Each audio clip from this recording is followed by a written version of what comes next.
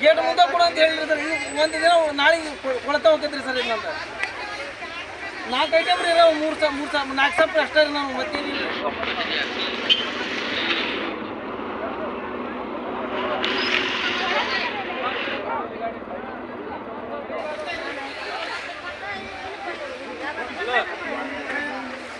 ಮತ್ತೆ ಆಗಿಲ್ಲ ಬಂದಿದೆ ಆಗಲೇ ಸರ್.